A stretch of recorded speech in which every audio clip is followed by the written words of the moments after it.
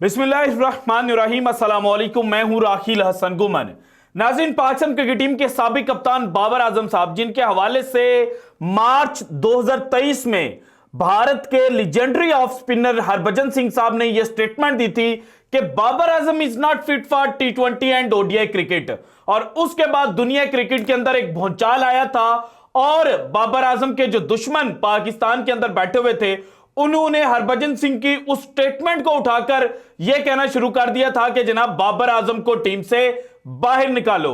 लेकिन अब जनाब मार्च 2024 का अभी आगाज नहीं हुआ और बाबर आजम ने दुनिया क्रिकेट में जो जल्जला आज बर्पा करके रख दिया है, जो आज क्रिस गेल का 7 साला पुराना रिकॉर्ड को पाश किया है, तो उसके बाद जहां बाबर आजम की तारीफें की जा रही हैं, वहीं पर भारतीय मीडिया जनाब खुलकर बाबर आजम की दुश्मनी में, बाबर आजम के बुक्स में सामने आ गया है। और बाबर आजम के जो टी20 के स्टैट्स हैं, उनको जनाब विराट कोहली के स्टैट के साथ कंपेयर करते हुए यह कहा जा रहा है कि जनाब बाबर आजम तो जिम्बाब्वर आजम है और बाबर आजम सिर्फ और सिर्फ हल्की टीमों को मारता है। हालांकि अगर एक्चुअल स्टैट्स को, जिनको मैनिपुलेट नहीं किया जाता, उनको देखा जाए तो फिर बाबर आजम जो है वो टी20 क्रिकेट में अगर विराट कोहली से आगे नहीं तो कम से कम विराट कोहली के साथ कंधे से कंधा मिलाकर चलते हुए जरूर आते हैं। और यही चीजें जो हैं वो आज की वीडियो में मैंने आपके सामने रखनी है। बाबर आजम ने किस तरह से जनाब ना सिर्फ तेज तरीन 10,000 रन बनाने का रिकॉर्ड अपने नाम किया है, बल्कि इसके अलावा एक और रिकॉर्ड जिसके ऊपर ना पाकिस्तान का मीडिया बात कर रहा है, ना भारतीय मीडिया बात कर रहा है और ना ही इंटरनेशनल मीडिया उस तरह से बात कर रहा है, ये भी जनाब मैंने आज की वीडियो में आपके साथ शेयर करना है। लेकिन उससे पहले पाकिस्तान क्रिकेट टीम के साबिक डायरेक्टर मोहम्मद हफीज साहब, उनकी एक स्टेटमेंट वायरल हो रही है और आजकल चूंकि मोहम्मद हफीज ने यह ठेका उठाया है कि उन्होंने पाकिस्तान के चंद खिलाड़ियों के जो कारनामे हैं वो सामने लाने हैं और वो जनाब जब से टीम डायरेक्टरी उनसे छीनी गई है तो वो खुलकर बोलना शुरू हो चुके हैं। तो उन्होंने जनाब एक स्टेटमेंट दी कि पुराने कप्तान बाबर आजम और पुराने जो डायरेक्टर थे मिकी आर्थर साहब, उनकी एक पॉलिसी थी और पॉलिसी ये थी कि जनाब खिलाड़ियों से फिटनेस टेस्ट जो हैं वो नहीं लिए जाएंगे। और इसके बाद उन्होंने जनाब ये कहा कि हमारे कुछ खिलाड़ी जो हैं वो 2 किलोमीटर तक भी नहीं भाग पा रहे थे।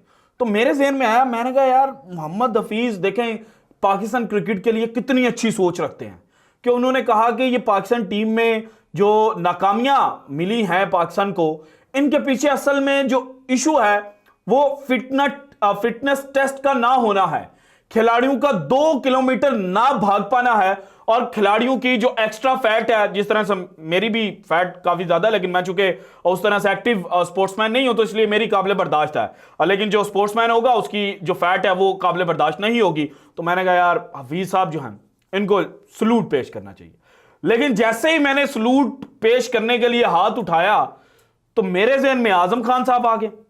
अब आजम खान को मैं क्रिटिसाइज नहीं कर रहा, मैं चाहता हूं कि आजम खान जो हैं वो पाकिस्तान टीम के लिए खेलें, क्योंकि नंबर 5 नंबर 6 के ऊपर आजम खान अच्छा खासा जो इंपैक्ट है वो डाल सकते हैं और पाकिस्तान को टी20 मैचेस के अंदर जो जीत है वो दिला सकते हैं। और स्पेशली जो कंडीशंस जहां पर टी20 वर्ल्ड कप 2024 खेला जाना है, वहां पर जो आजम खान है वो पाकिस्तान के लिए टी20 वर्ल्ड कप जीत सकते हैं। लेकिन मोहम्मद हफीज की जो स्टेटमेंट्स थी, अगर उसको आप आजम खान के साथ मिलाकर देखें तो फिर आप कहेंगे कि हफीज साहब कितने बड़े ड्रामेबाज हैं कि जब ये खुद टीम डायरेक्टर थे तो इन्होंने जनाब जो टीम सेलेक्ट होकर इनके सामने आई, आजम खान की सूरत में एक एक्स्ट्रा फैट वाला बंदा इनके सामने आया और जब ये रनिंग करते थे तो आजम खान सबसे पीछे रहते थे।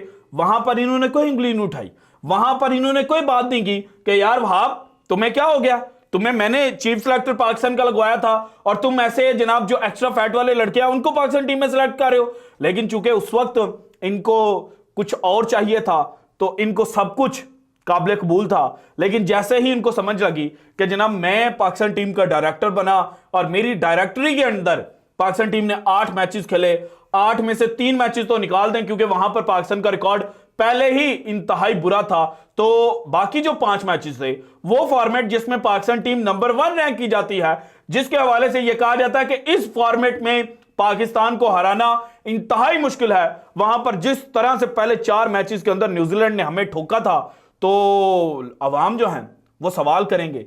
और जब सवालों की बंदूक जनाब इनके सामने आई तो इन्होंने कहा ओ मेरा कसूर नहीं है, ये बाबर आजम, मिकी आर्थर और जो ग्रैंट ब्रैडबर्न है उनका कसूर है, क्योंकि इन्होंने लड़कों को मोटा ताजा करके रखा हुआ था और लड़कों के फिटनेस टेस्ट नहीं लेते थे।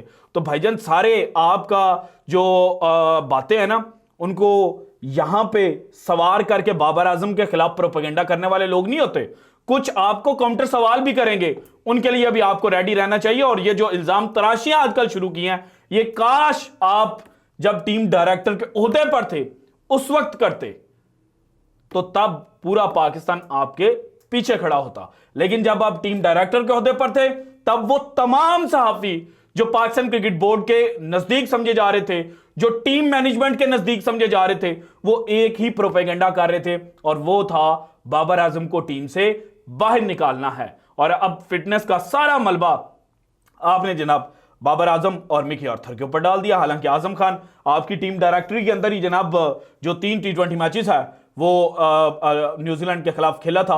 और आज जो स्टेटमेंट आपकी वायरल हुई है, अगर उससे पहले आपकी एक और दिन की स्टेटमेंट को भी पढ़ा जाए तो उसमें आप कह रहे थे कि आजम खान को यह कहा है कि आप पाकिस्तान टीम के साथ रहेंगे, आपको मजीद मौके जो हैं वो दिए जाएंगे। और आपने ये बात भी की कि उनको सिर्फ 3 मैचेस खिलाकर इसलिए बाहर कर दिया गया था कि अगर वो अगले 2 मैचेस में फेल होते हैं तो फिर जनाब जो सोशल मीडिया वहां पर हमारे साथ जो तनकीद है वो की जाएगी। तो अब जनाब आपकी दोनों स्टेटमेंट्स जो हैं वो तो एक दूसरे के साथ कॉन्ट्राडिक्ट कर रही हैं। तो इसका मतलब यही समझा जाए कि जिस तरह से बाकी लोग, जिस तरह से मखसूस सहाफियों का टोला और जिस तरह से बाज इंडियन चैनल्स बुग़्ज़े बाबर के अंदर डूबे हुए हैं, तो मोहम्मद हफीज साहब अनफॉर्चुनेटली आप भी बुग़्ज़े बाबर के अंदर डूबे हुए हैं। सो जनाब हफीज साहब इसका जवाब जो है वो लाजमी दीजिएगा, क्योंकि आपके कुछ जो चेले हैं, कुछ जो आपके खैर ख्वाह बनने की कोशिश करते हैं, लेकिन अल्टीमेटली आपका नुकसान वो कर रहे हैं। वो हमारे व्लॉग्स देखते हैं तो वो आप तक कन्वे करेंगे, लेकिन आप जो अपना शो है ना उसके अंदर ये लाजमी डिस्कस कीजिएगा कि आपने फिर आजम खान को क्यों साथ रखा था। और वहां पर हो सकता है कि आप ये जवाब दे दें कि जनाब जो वेस्ट इंडीज़ है वो अपना जो भारी भरकम प्लेयर है उसको टेस्ट मैचेस खिला देते हैं। सो इस तरह से माजी में इंतजाम भी कह चुके हैं कि हर बंदे का फिटनेस लेवल अपना होता है। तो जब हर बंदे का अपना फिटनेस लेवल होता है तो उसको उस तरह से जांचना चाहिए। मुझे आज भी अफसोस है कि जब उमर अकमल को 2017 की चैंपियंस ट्रॉफी से पहले घर भेज दिया गया था फिटनेस टेस्ट के नाम पर के जनाब ये फिटनेस जो है वो अपनी प्रूव नहीं कर पाया। हमें सब कुछ याद है, हम भूले कुछ भी नहीं है, लेकिन ना हम आपको भी भूलने देंगे, ये बात भी आप याद रखिएगा। बहरहाल आप आते हैं जनाब बाबर आजम के जो रिकॉर्ड है। सबसे पहले तो देखा जाए कि बाबर आजम ने आज तेज तरीन 10,000 रन बनाने का जो रिकॉर्ड है वो अपने नाम किया है। और इसके बाद जनाब भारतीय मीडिया को मिर्चें लगना शुरू होगी कि जनाब ये क्या चल रहा है।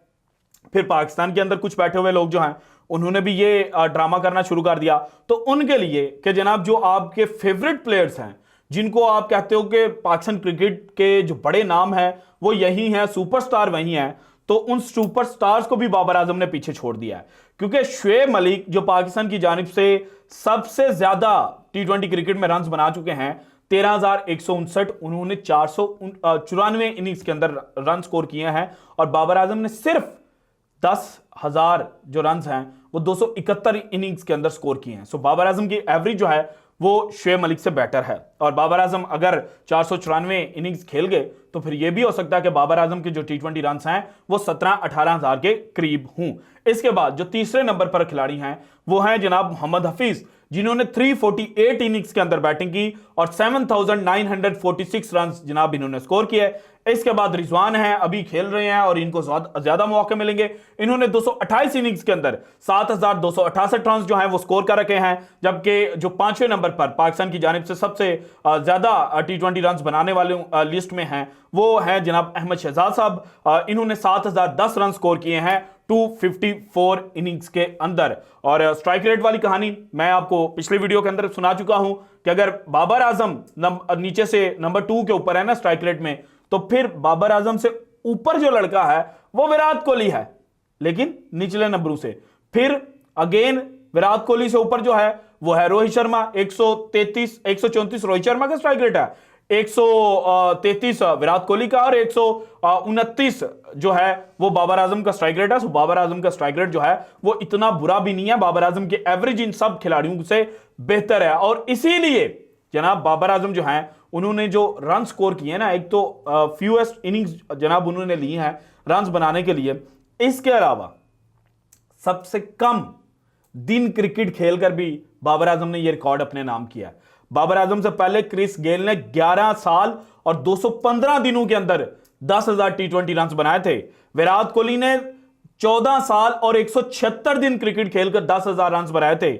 उसके बाद डेविड वार्नर 14 साल 113 दिन, एरन फिंच 12 साल 354 दिन, जॉर्ज बटलर 13 साल 248 दिन और बाबर आजम ने सिर्फ 11 साल और 82 दिनों के अंदर जनाब ये जो वर्ल्ड रिकॉर्ड है वो अपने नाम किया है। 2012 में डेब्यू होता है लाहौर ईगल्स के लिए और हैदराबाद हॉक्स के खिलाफ, और उस मैच में बैटिंग नहीं करते, एक ओवर फेंकते हैं, एक विकेट हासिल करते हैं, 7 रन देते हैं। लेकिन आज 11 साल 82 दिनों बाद देखा जाए तो वही लड़का जिसको पहले मैच में बैटिंग करने का मौका नहीं मिला था, वो जनाब दुनिया क्रिकेट का जो सबसे मॉडर्न डे क्रिकेट का सबसे बड़ा रिकॉर्ड है ना, वो अपने नाम दर्ज कर चुका है। और इसी वजह से एक जानिब भारतीय जो जोकर्स का टोला है वो बाबर आजम का मजाक उड़ा रहा है, तो दूसरी जानिब जो मोहब्बत बांटने वाला भारतीय मीडिया है वो जनाब पाकिस्तान के इस खिलाड़ी के, पाकिस्तान के सपूत की तारीफें भी कर रहा है। वो किस तरह से जरा सुन लें, इसके बाद जनाब वीडियो को